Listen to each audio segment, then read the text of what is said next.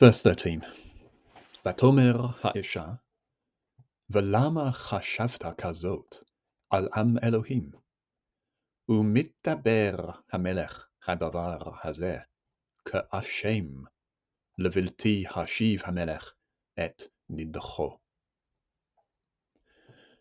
This verse and the next one are probably the hardest verses in the chapter, possibly the hardest verses in the set text. So what I'm going to do is just to walk you through the Hebrew text in relation to the ESV. We're not going to be able to cover every detail.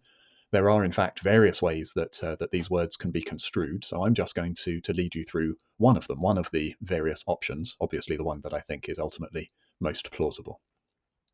The woman said, V'lama chashavta kazot. Let's just tidy away this tiny detail. This chashavta is just the Carl perfect second masculine singular, katav, katva, katavta. It has this hey ending, which is unusual. At least in classical biblical Hebrew, it becomes more common in later biblical Hebrew, but it's just the Carl perfect.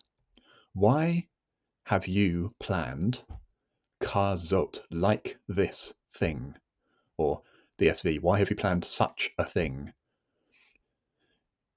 We think, according to this interpretation, that that such a thing is referring to the harsh judgment that he is showing in the case of Absalom. Now, even as I say that, you'll be aware that I'm inferring that there are other options, but I think in light of the general context that the most likely option is that kazot, such a thing, like this thing, she is referring to the harsh judgment of David in the case of Absalom. Why have you planned such a thing? Al, against people of God, against God's people.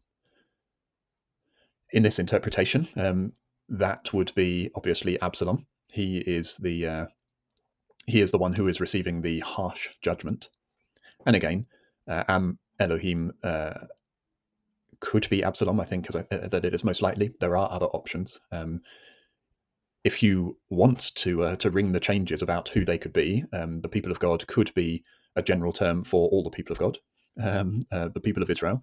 Do you really think that all the people of Israel want you to behave in this way concerning Absalom?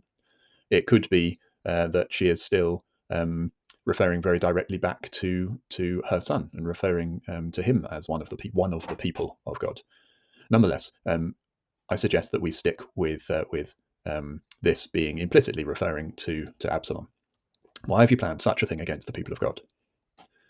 Midaber is an infinitive construct from the Piel, daber, preceded by an and a mi plus doubling, which is from. In this case,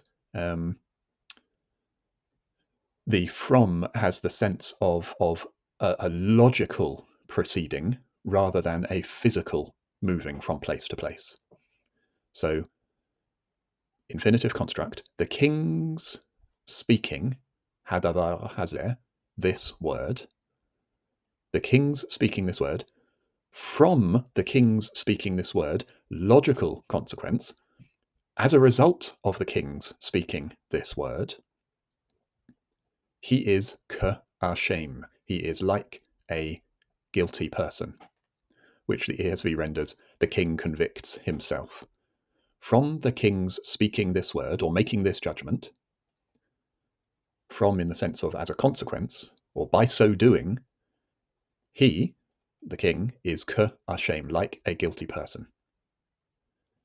And then the last four words further explain how he is behaving like a guilty person, namely, levilti hashiv. Levilti, you remember, is the way we negate an infinitive construct.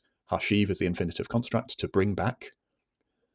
He is acting guilty by the king's not bringing back his banished one. Nidach is the nifal participle, nidach, from the root nadacha, and it means to banish. So a nidach is a banished one, and here it is nidacho, his banished one.